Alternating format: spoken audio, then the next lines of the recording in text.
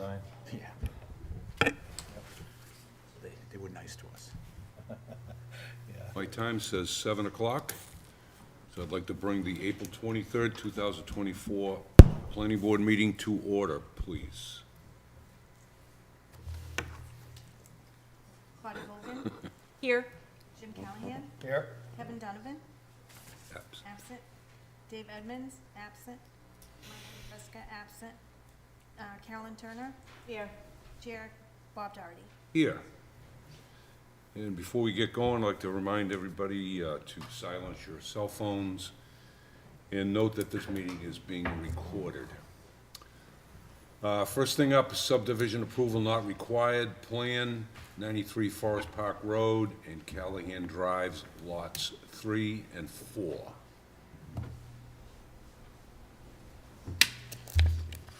Any comments? Now, which one was that, Mr. Chairman? This is the 93 Forest Park Road and Callahan Drive, lots 3 and 4. Yes, the planning board approved or endorsed this plan some months ago, but one of the owners' names was spelled improperly, and this is just a matter of re-endorsing this A&R plan with the correct spelling of the person's name. And that was described in the staff report for this meeting. Any questions from the board? Take a motion? Motion to approve. I just must have missed it. John, you have a recommendation to approve the plan? Yes. Endorse the plan as approval not required? Exactly. All right. Okay. Claudia's Motion by Jim, Motion by Jim to accept the planning board director's recommendation, second by Claudia. second by Claudia. All those in favor? 4 in favor, 0 against. Second thing up, subdivision approval not required, plan 125 and 129 Pearl Street. Any questions from any board members on that particular one? See none. Mr. Director, you have a recommendation? Yes, I have a recommendation to the planning board to endorse this A&R plan.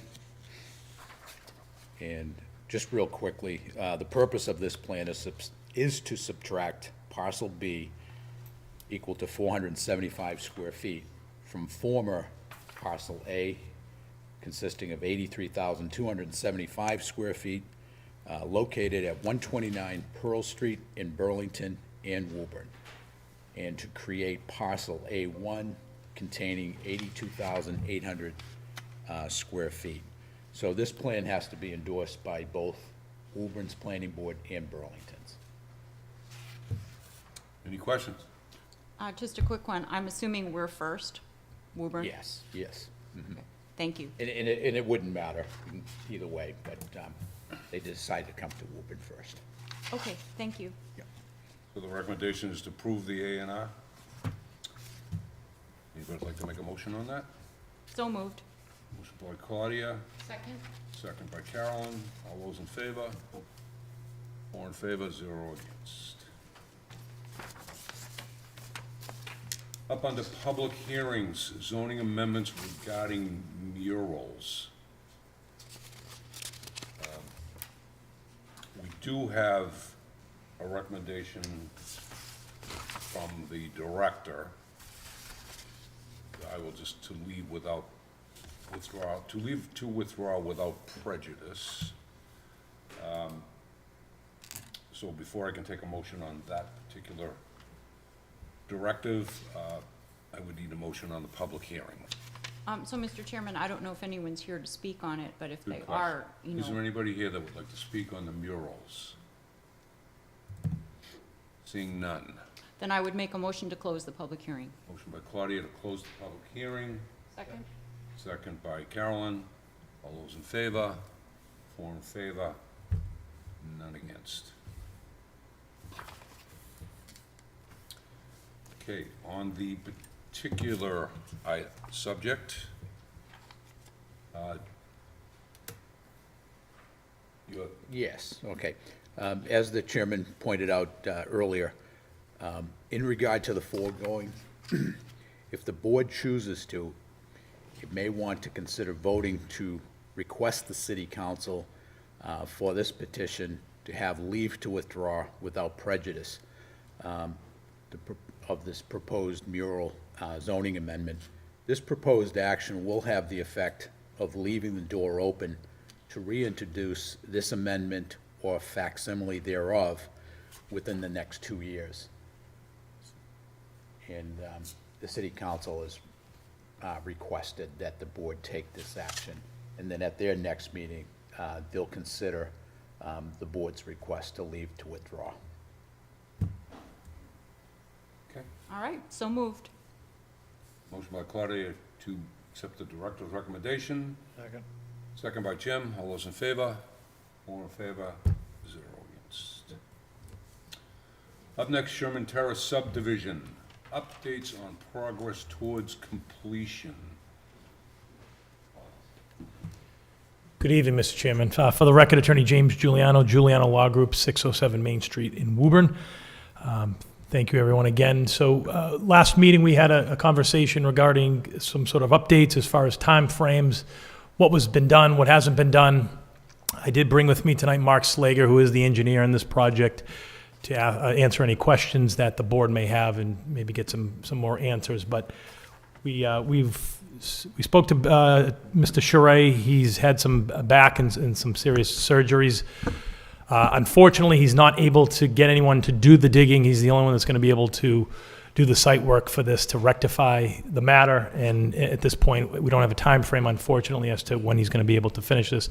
Obviously, it's the end of April, and unfortunately, I think the end of May for expiration is just not feasible. So whether it's tonight or, at the next meeting or meeting at a point in time, I think we should discuss, either extending or what the ramifications are, in lieu of. So certainly we can answer any questions. Again, the engineer, Mark Slager, is here tonight, maybe to answer more of the particulars. But I think last meeting we described the process as fill removal had to be done. We have to put new fill in for the permanent turf that was going to be able to hold automobiles, trucks, so on and so forth. But unfortunately, I don't have any other information to give that since last meeting on this. Okay, any questions? Yes, Jim. Okay, Mr. Giuliano, probably want to rely on your engineer for some responses here. The last meeting, as I understood it, you referred to the turnaround pad needing drainage. Okay, the other part was that we need to know the product that you were proposing to use at this point, so we can look at the literature on that. And have you been able to decide if you can relocate the pad to the correct location and make that work? The drainage and then the retaining wall and all these other items that are, let's say, ancillary, like the monuments, can that all be cleaned up in the interim when Mr. Charest is unavailable? It's pretty much, in my mind, an engineering and clerical housekeeping that needs to be taken care of first before the actual activity. But I am concerned about your comments with drainage. I don't know. I'd like to hear from the engineer directly. Sure, yeah, and I'll bring Mark up. But, yeah, I think, looking at the project, and I think Mark will probably agree with what I'm about to say, is that the path of least resistance is to keep that turnaround in the easement area. I think we're creating a huge issue if we go outside that easement area, so that's not the intent, and I think that's probably going to be able to get done so that at least we're not dealing with property lines and property disputes and things of that nature. I'll have Mark speak to the new permaturf, the drainage on that, and then maybe just sort of, without doing a site analysis at this point, because we have to figure out where everything's going to go, what his outlook is on the drainage, and if it is going to be affected at all based on what was proposed in the subdivision. So, Good evening, Mark Slager from Allen Engineering. With respect to the drainage, I'm not sure what the question is. I know there's a subsurface system underneath where the turnaround's going. That's certainly capable of withstanding traffic loading. The permaturf materials that were installed were not acceptable, in my opinion, to support vehicular traffic, so I raised that concern to the developer and told him that he needed to replace that. I did do a red line sketch and gave it to him to the specifications, size-wise, that it needs to be. And we're just waiting for a contractor to get in there and be able to do it, along with grading some of the areas so that it's not as difficult to get in and maneuver around. Again, back on the drainage, I'm not sure what the question was. I wasn't at the last meeting, so if you could clarify what the question on the drainage is. Yeah. The question was brought forward by the attorney, and I was confused by it because I wasn't sure where the drainage component usually interacts with this type of product. It's usually not soil related. You know, the H20 loading would probably be a 6-inch steep section to achieve that. So there was that issue. Is there drainage with the new product that you're proposing affected by this material for the turnaround? No. Okay. So the drainage is not interactive with that product. The new product that you're proposing for your client is what material? It's an HDPE. There's several vendors out there. The vendor that I originally recommended him went out of business or got bought out by somebody, and we had trouble finding that particular brand. But there are some other brands out there. It's basically just a honeycomb material that sits on top of gravel, and you fill it with loam, grass seed it. I have used it on another project where it was used as an emergency access lane, so it was capable of supporting fire trucks and whatnot. All right, so the material that you're proposing, whether the manufacturer, I don't know that anyone on the board is really going to be concerned with, will meet the H20 loading? Yes. Okay. And then the next question would be, we know it's in the wrong location, and we know it's not the correct size. Mm-hmm. Is there any reason why we couldn't enlarge that to make it as close to, if not the original size design? There's no reason at all. In fact, that's what I sketched out to Mr. Charest. Right, so,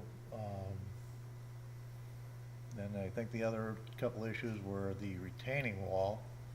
There was an issue with that. I'm a little fuzzy on that, but I believe it was interfering with the location of the existing proposed turnaround location. I have the as-built location, and I managed to make the turnaround work within the parameters of the retaining wall. Okay? And the monument. Are there any issues with the monuments? The stone bounds are supposed to be Yes. set. One of them falls within the pavement area. So I know the regulations call for a stone bound, but it might be more appropriate to put in a railroad spike. I'm just concerned that if a bound was set in there, ground settles, and then it would either damage the plow or get damaged by the plow. So a railroad spike might be suitable, but I don't know whether that would require a waiver from the board or what, so. I think you've answered all the questions that were open last week, if we can fulfill that obligation, Mhm. in my opinion, okay? I don't have a problem with any one of them.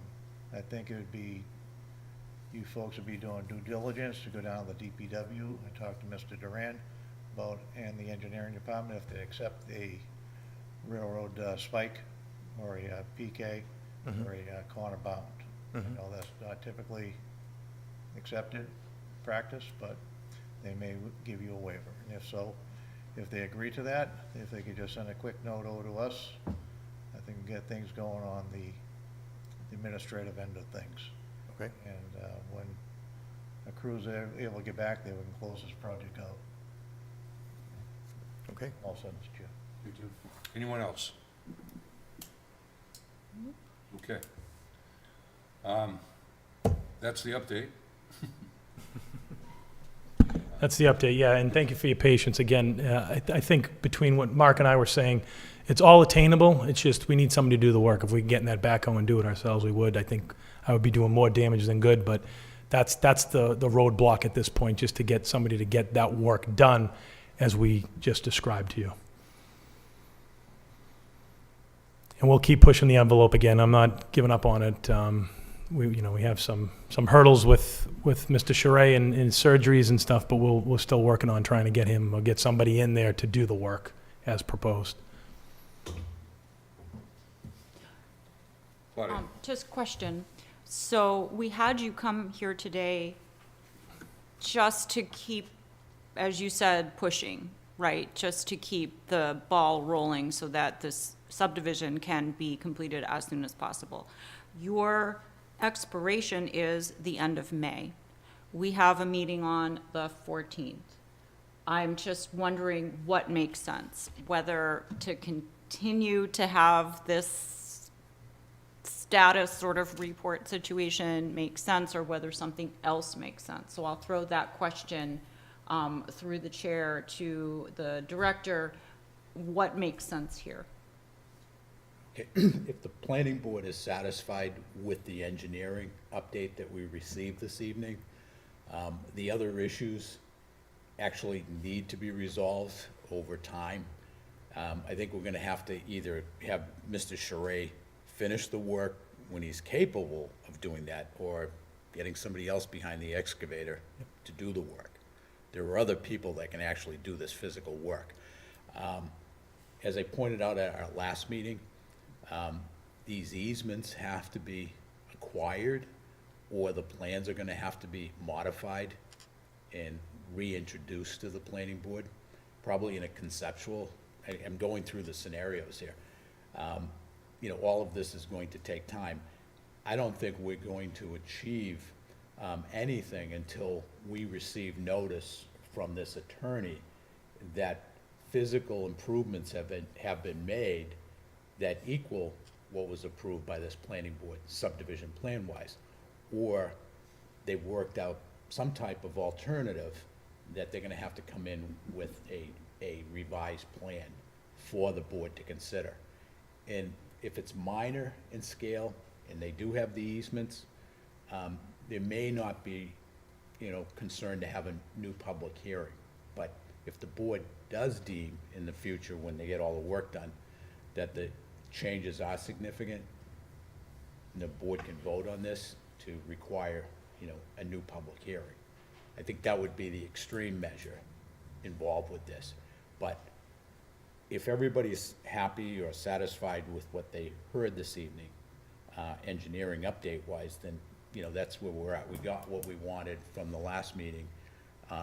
They just have some homework to do and to figure out whether or not their plan can ultimately comply with what was approved, or if they have to come in with an alternative. Follow? I do. I guess what I'm thinking is nobody knows whether an enlargement of the current subdivision completion date is appropriate, right? Because you hopefully can get built, generally speaking, what you got approved, but as of today, there's not certainty. So, one way to proceed is simply to not put another date and to have their subdivision expire at the end of May, right? Or to enlarge the time for completing the subdivision tonight, or put it on the agenda for another meeting at some point. That's what I'm trying to feel out, Yeah. what makes sense under the circumstances, just from our point of view. Yeah, with all the experience I have with these type of things, I would recommend that the board consider continuing the present approval of this subdivision till the end of September. And if they can come before the board before then, fine, with progress, and they can report that to the board. But in realistic terms, under the circumstances, they're trying to finish it. They may have to acquire easements from private property owners. There's a lot of negotiating that takes time. And I don't really think it's out of the ordinary to be considering the end of September as an extension time frame. Things like this just don't happen over a 2-week period of time, or 1-month period of time. You know, it's gonna take time, and, you know, we are approaching the summer months in no time. So, if the board wants to consider, that's my opinion. So, All right. So, through the chair to Jim, what do you think is appropriate here? I wanted to refer back to the applicant's engineer. You mentioned a red line drawing that you drafted up and gave to the developer. Does your redesign of the turnaround stay within the easement? Yes. There was actually a modification done to the easement. I'll have to check and see with the former attorney whether or not that actually got exercised. And it meets the size criteria? Yeah. So, I think, in my opinion, that it would be wiser if we get some feedback at our next meeting. See how the applicant works out any kind of resolve with the DPW or engineering department on the stone bound, and can provide a, you know, it doesn't have to be a CAD drawing, but it could be a sketch, hand-drawn, showing components of the easement that the board can review quickly and determine if they're satisfied with it before the efforts are put forward on your behalf to clean up the document and get all the formalities in place. If that's achieved, you know, the extension of time, I'm not opposed to, but we want to make sure we're not just kicking the can down the street. We want to give you folks some direct feedback that we like where you're heading with it, and everything's in order, and then you can get everything put to paper, and when Mr. Charet's on the mend, we can get things completed. I agree 100%. I think it makes a lot of sense for the board to at least review the red line sketch that I've submitted to the developer, just to make sure that when he does finally get it done, the board would be satisfied with it. So it'd be nice to get your approval ahead of time. So, Attorney Giuliano, would we be able to have that for the meeting on the 14th? Yes, I think, what's today? That's about a month, right? If I'm a little less, about 3 weeks. I think that's, I think that's our next meeting. May 14th is our May That's our 14th? next meeting.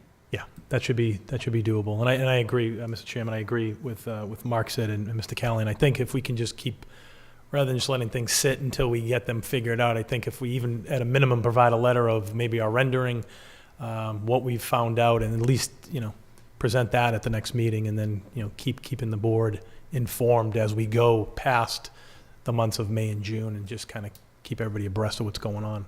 But I think that's all attainable. And again, I think, as the director mentioned, the worst case is we're seeking easements and changing easements. I really don't think, based on our conversations, that's going to be necessary. So hopefully I'm right, and we just redesign this, that it's, you know, barely any different than what was proposed at the beginning of the project. So that's our hopes. Any other questions? All right, so we'll put this on the docket for the 14th. Yeah, for For another further, for update? further status. I mean, if you need that in the form of a motion, I'm happy to make it. Sure. All right, motion to continue the status report on the subdivision until the May 14th meeting at 7 PM. Second by Carolyn. All those in favor? 4 in favor, 0 against. Thank you, everyone. Then at that point, we can actually maybe discuss a completion date if we have to.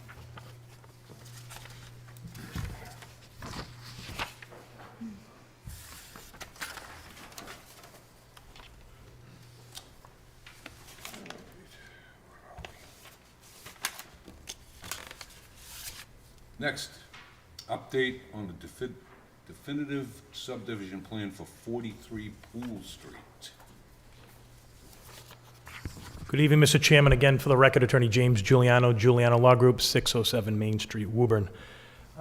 This one's a little bit different, so I think we're progressing with this one. This is, if you remember correctly, we got a subdivision approval for 4 lots back in, I believe, December. Obviously, being the next step we have taken, we have created covenants. homeowners association documents, easements to the city for drainage, so on and so forth, that we have provided to the planner and the planning director about a month or so ago. And we're here tonight, obviously, for approval so that we can get the Mylar plan signed off, get everything recorded at the registry, have the mayor sign the easements, and then my client can get financing and actually close on the property and start construction immediately. So that's where we're at right now with this project. Any questions from the board? Seeing none, do we have a recommendation from the director? Yes, and this is primarily the result of Tina in her work that she did prior to leaving. But Mark Salvati, the city solicitor, did review all the documentation that was requested by this board for this particular development. So the recommendation reads, for the board to consider acceptance of the Winter Road Extension Homeowners Association Declaration and Bylaws. B, accept the utility and walkway easement to convey the sewer easement shown on sheets 2, 3, and 4, the paved walk shown on sheets 2 and 4, the water easement over lots 3 and 4, that's shown on sheet 3, and the 10-foot wide tree belt that is shown also on sheet 3. Section C, submit the utility and walkway easement to the city council for acceptance and authorization for the mayor to execute the easement on the city's behalf. Subsection D, accept the drainage and access easement agreement, which will provide the HOA with the ability and authority to maintain the components of the drainage system that are outside of the roadway right-of-way. And finally, subsection E, accept the covenant as surety to guarantee completion of the Winter Road Extension subdivision. And then there's a small note here. After accepting the aforementioned documents and covenant as surety, staff does recommend endorsement of the Mylars for recordation at the Registry of Deeds. Any questions of the director? Motion to accept the planning board director's recommendation. By Claudia, accept the director's recommendation. Second by Jim. All those in favor? 4-0 against. Thank you, everyone. Have a great night.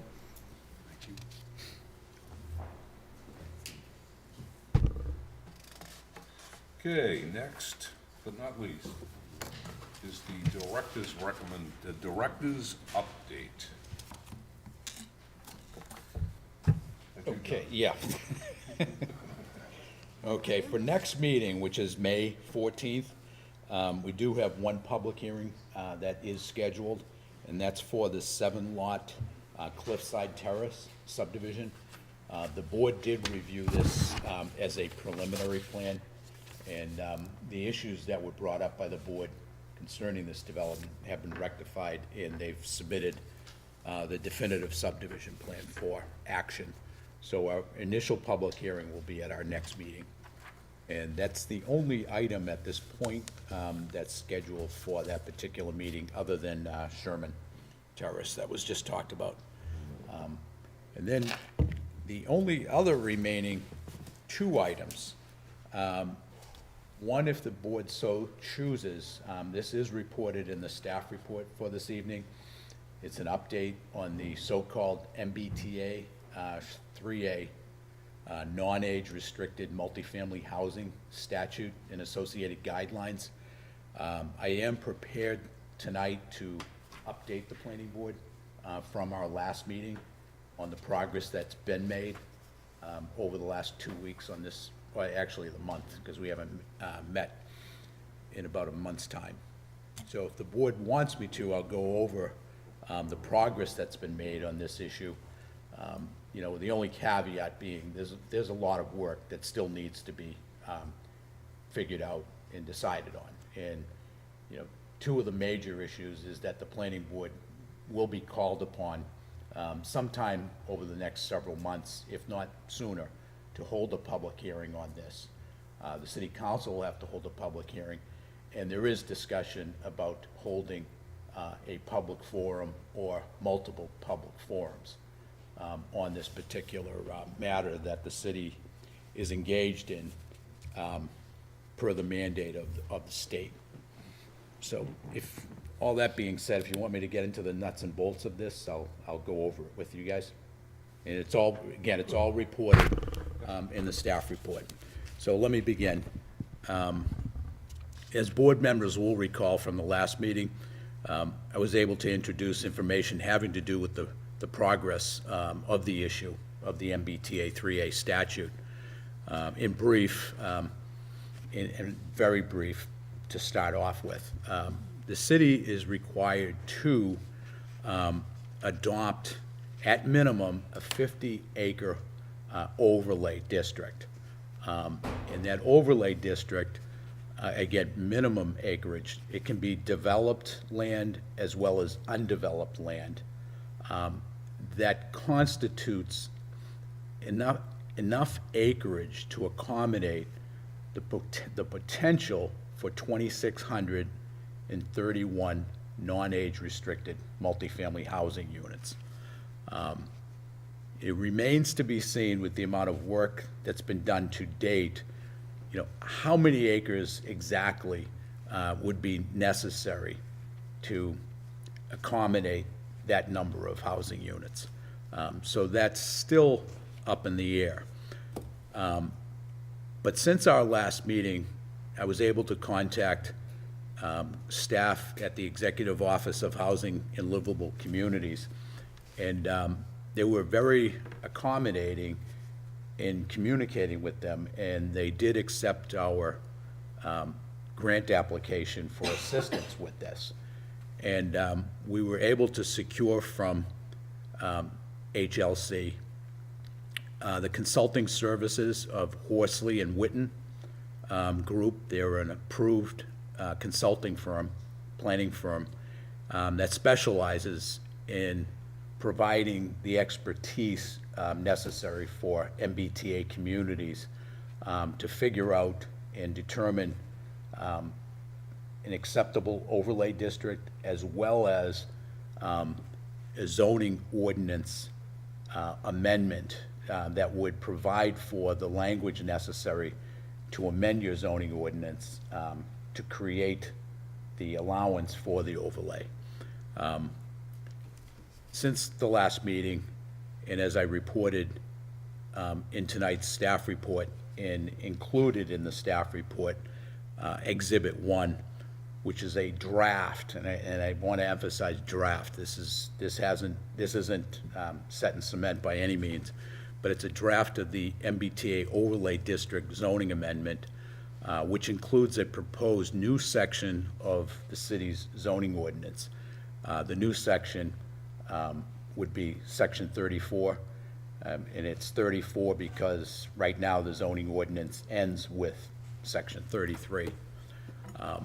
So this new section, and I gave copies to the board for this evening, just highlights the language necessary, again, in a draft sense, what's necessary for the city to adopt relative to accommodating and providing for the statute language of 3A. Also included as part of this new zoning section would be the amendment language for the table of uses, as well as the table of dimensional regulations. Again, in the coming weeks, we'll be working the details out with our consultant, who is on vacation this week, and I believe next week also, but I'll check with HLC later this week on the status of when Jeff will come back to work. Now, in the meantime, also,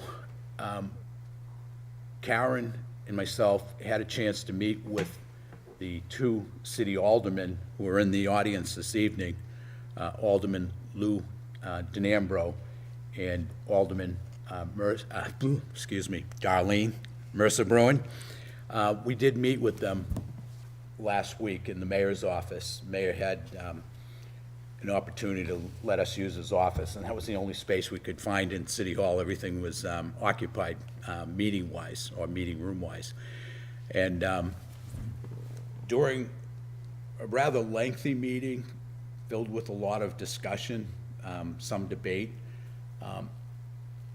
and I think with talking with other people that are involved in city government at this point in time, there may very well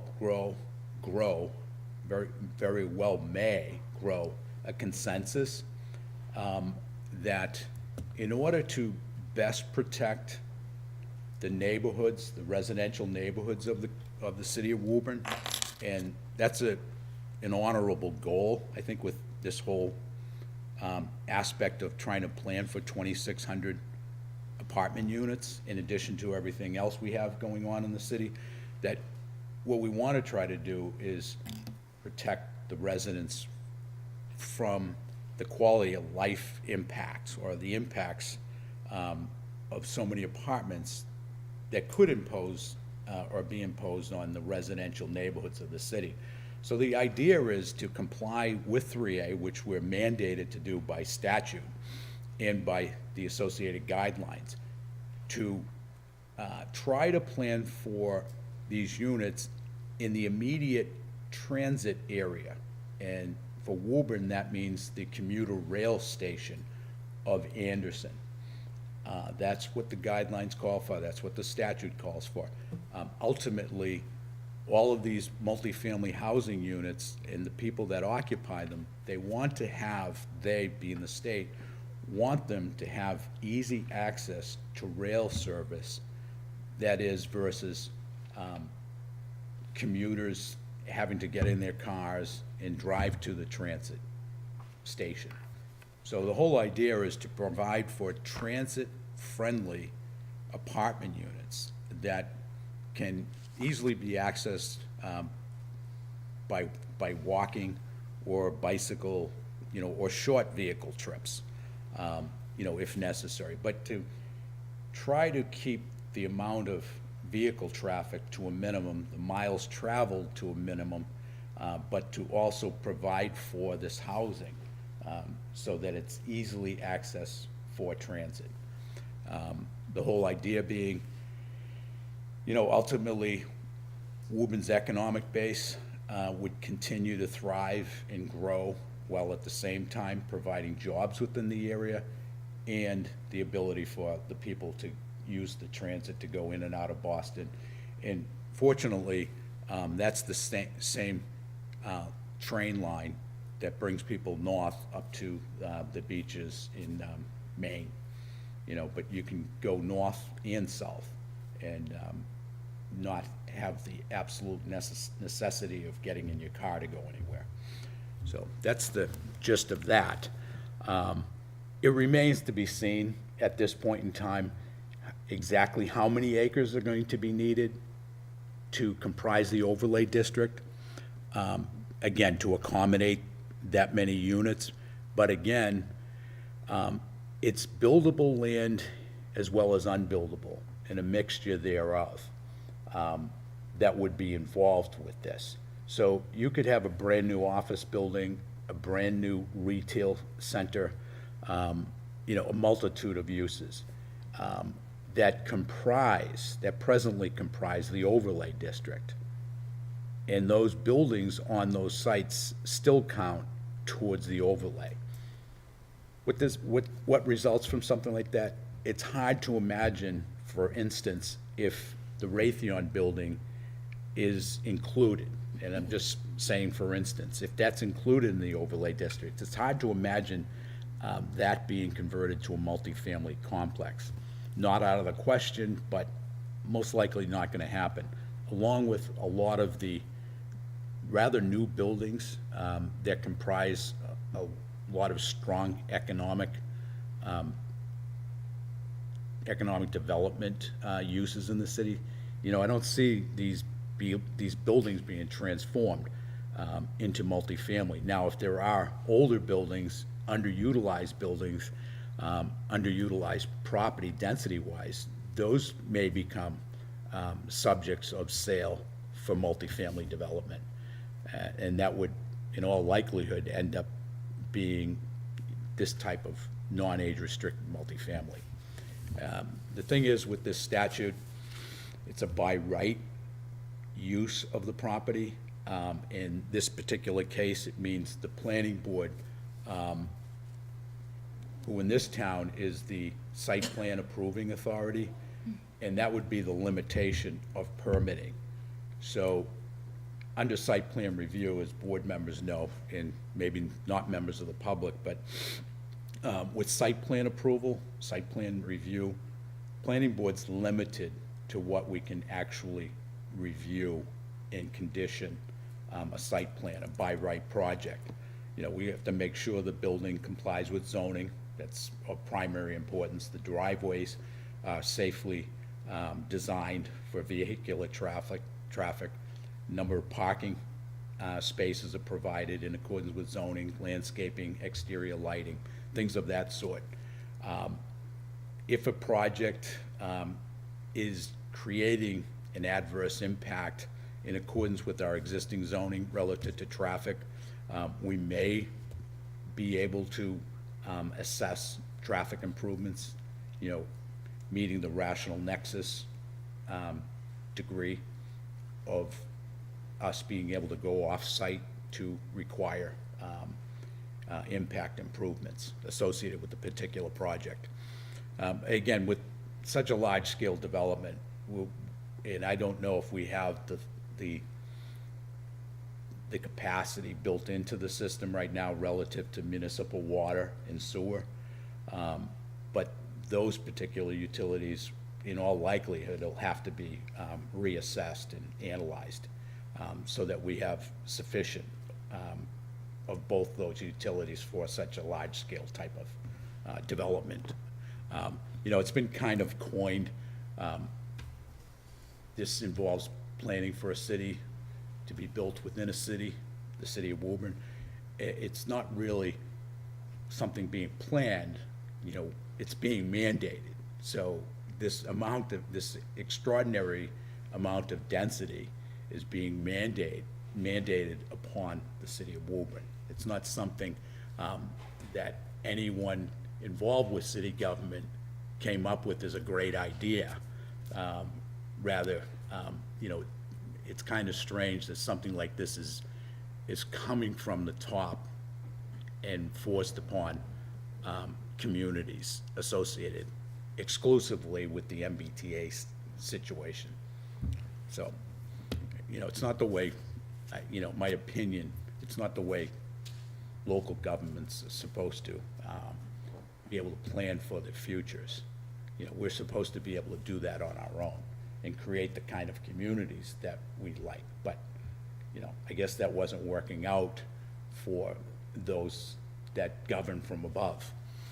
And, you know, 3A is a result of that. And I'm kind of just a messenger in a way. I have a couple questions for you, Jonathan. Yeah. First of all, does any of this multifamily units have to be affordable housing? We're fortunate. The first draft of the guidelines, as well as there was only one amendment to the state statute, 3A. The guidelines have gone through multiple revisions. In the first draft of the guidelines associated with the 3A language, did not mention affordable housing. This was brought to the attention by many communities. If, you know, we, the Commonwealth, are suffering with this high demand of housing that's causing, you know, prices to skyrocket for rents and everything. Why doesn't this statute in the guidelines take care of those most in need of affordable housing? And I think the state started scratching their head over that. Yeah, they got a point there. So the initial guidelines were revised to allow for communities that already have affordable housing bylaws, zoning ordinances, to incorporate those in the future overlay district. Not to increase or change, but if you have that in place, and Woburn does, in Woburn, in the 40R Smart Growth District, we have the provision for 25% of the units to be affordable. The guidelines, as they're presently drafted in their third or fourth rendition, provide for no more than 20%, unless HLC waives that. So if we have a development in the city through the review process wants to impose a 25%, they would have to grant that waiver. But we could go by right up to 20%. Again, this all could be subject, every project's gonna be subject to approval by the state.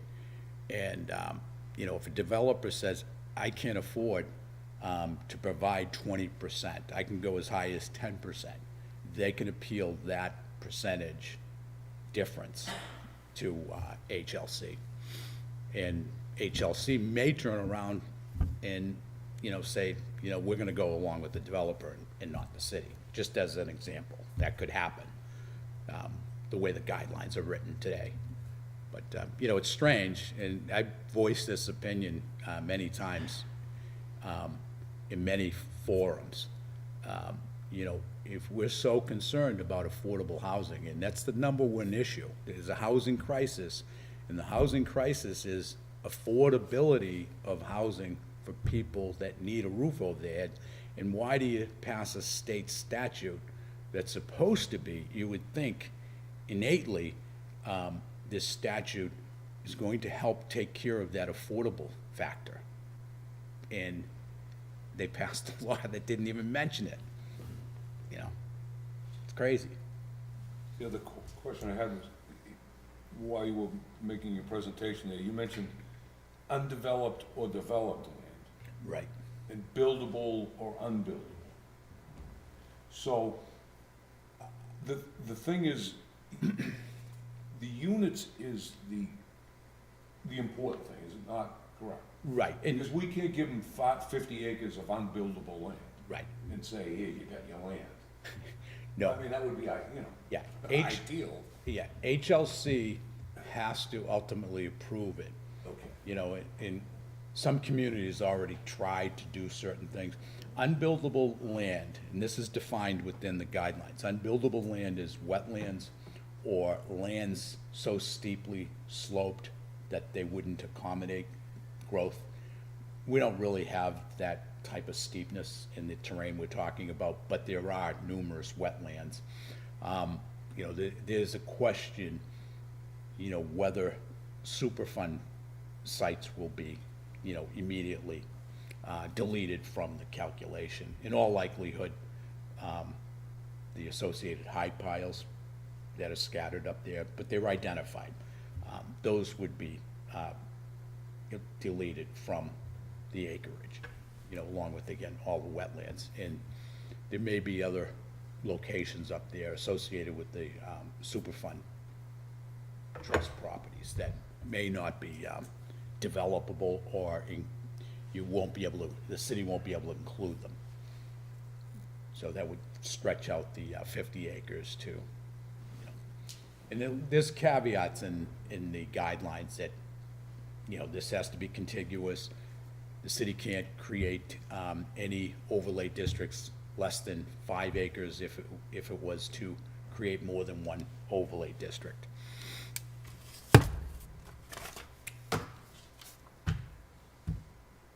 Through the chair, through the director.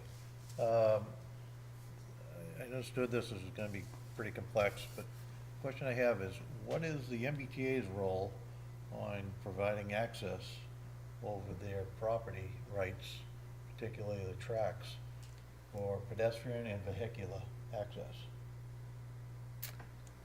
So a developer comes down, they own the tract of land adjacent to the railroad tracks on New Boston, and they're gonna develop, and the rights to go to the railroad are completely insurmountable for a developer to be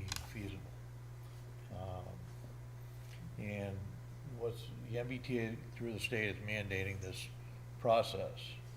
So if you can't gain access from the west side as it is currently, and you have to go all the way around to Commerce Way, you're looking at a mile walk Yeah. or commute, which is 15 or 20 minutes actual on some days.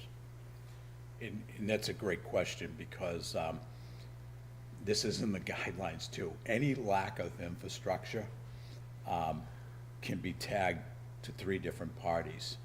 So in this particular example, say the overlay district was ultimately adopted on both sides of the tracks.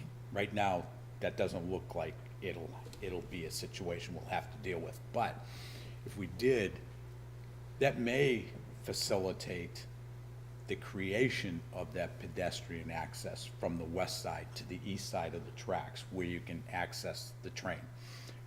And I say this because the total cost of that bridge, is estimated.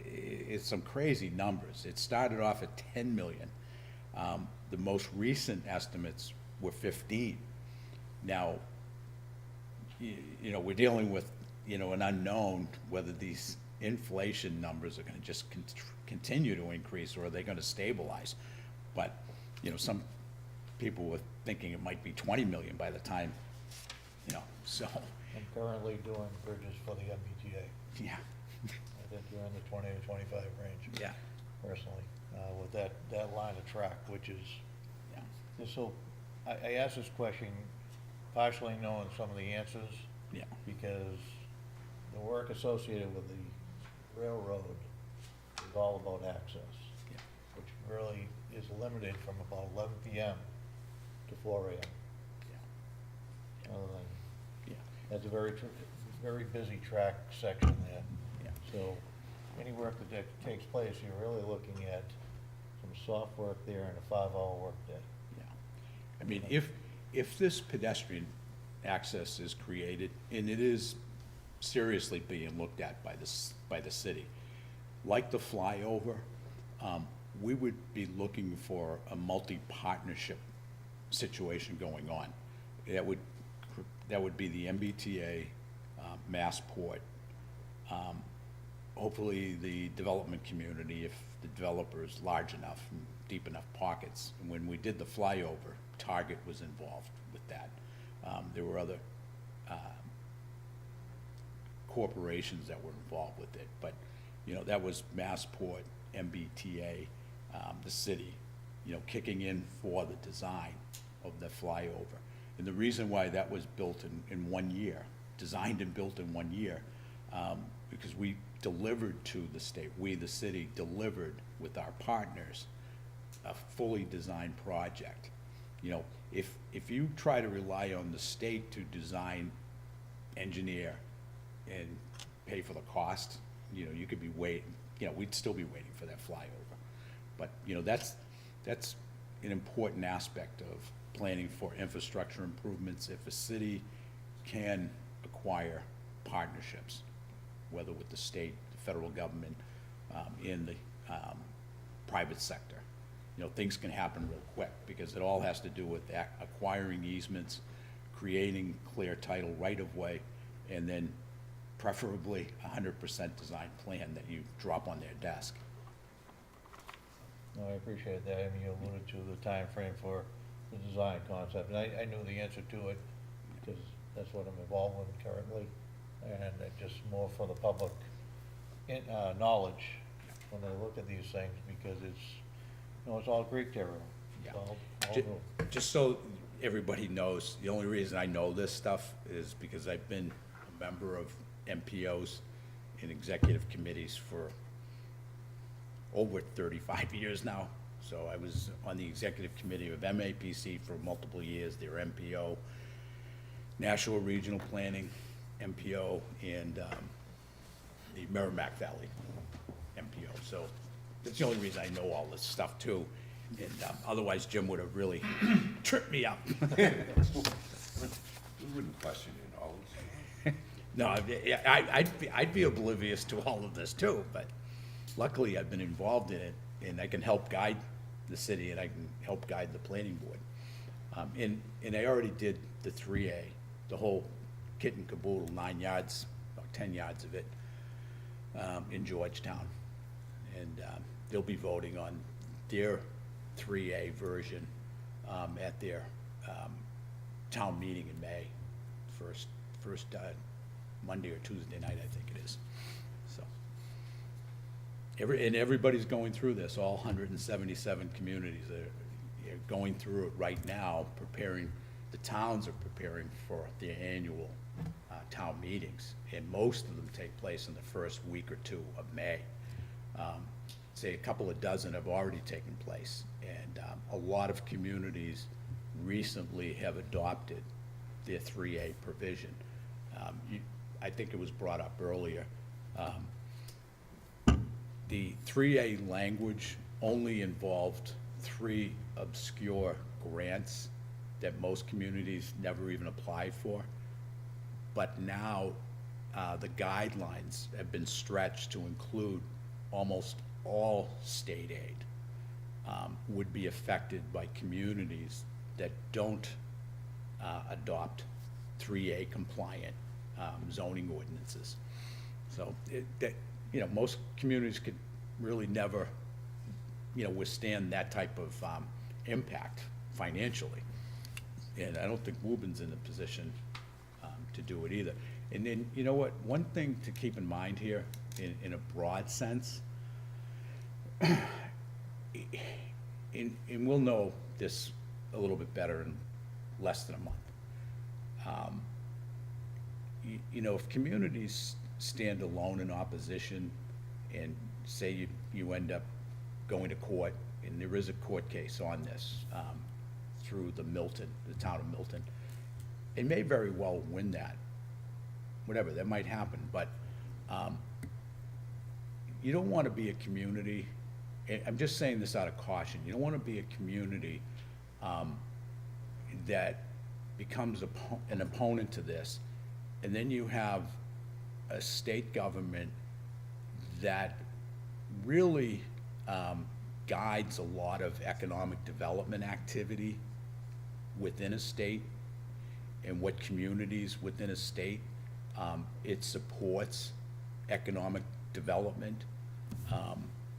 So you don't want that relationship to dry up, because if that dries up, then your revenue production that's necessary to properly run a government and provide all the services that the residents demand and deserve. You don't want that at stake either. So, again, I'll put a word to it. You don't want to become a pariah type of community fighting this system that's, very much in support of creating additional housing, because there's, supposedly a housing crisis. But, the state can really control what economic development opportunity a community has available to them in the future. And, I don't think being an enemy of the state is a good place to be.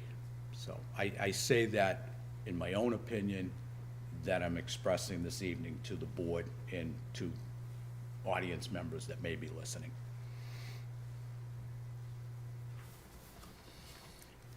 Thank you, John. There was one other thing on here in your update with Zork. Yeah. So this is in committee, as I reported, but it's not scheduled for ordinance committee review at this point. Gordon Vincent did say that he'll keep me abreast at, when it is scheduled, and, I'll keep the board informed too, if you want to be participants. There is positive movement with this. It's being well received. It's just that they have to schedule the time for it to be reviewed. And I just want to say, before we close, we had a Woburn Redevelopment Authority meeting this afternoon. It was the second one I was able to attend. And again, it was very successful, a lot of positive energy. Art Duffy did announce this week that he's going to be retiring and coming off of the board. But Donnie Queen was there as the chairman, and all the other members were there, and said our, thanks for Art. He's recovering from some ailments at this point, but he wants to retire. And, but I think we have a lot of good movement in place for the redevelopment authority, and I think over the next weeks and months, we'll start seeing a lot of progress economic development-wise that's tied in with the redevelopment authority in their position with the city. So, Thank you, John. yep. I don't see any minutes. I printed them out. Just now? Yeah. And they're also in the packet now, if you want to refresh your packet on your tablet. The tablet's home.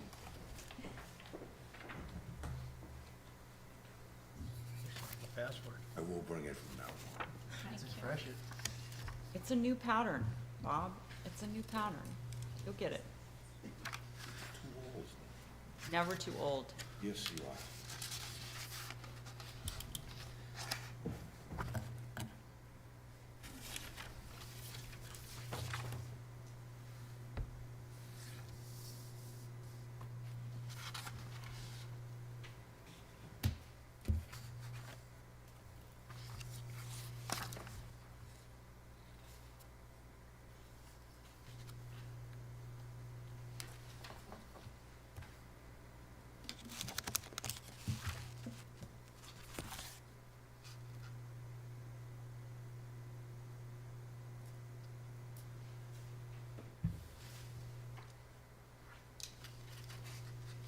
Having had a head start, I would make a motion to approve the minutes as submitted, but feel free to read to the end before anyone else weighs in.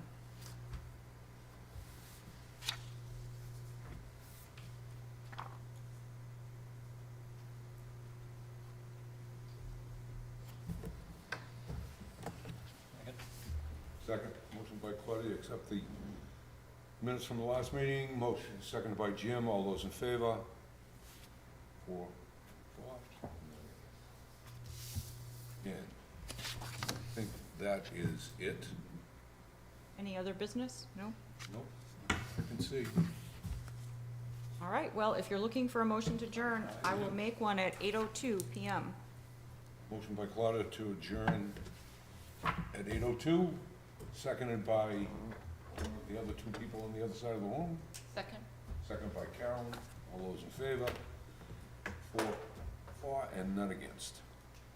All right, Thank you. yes.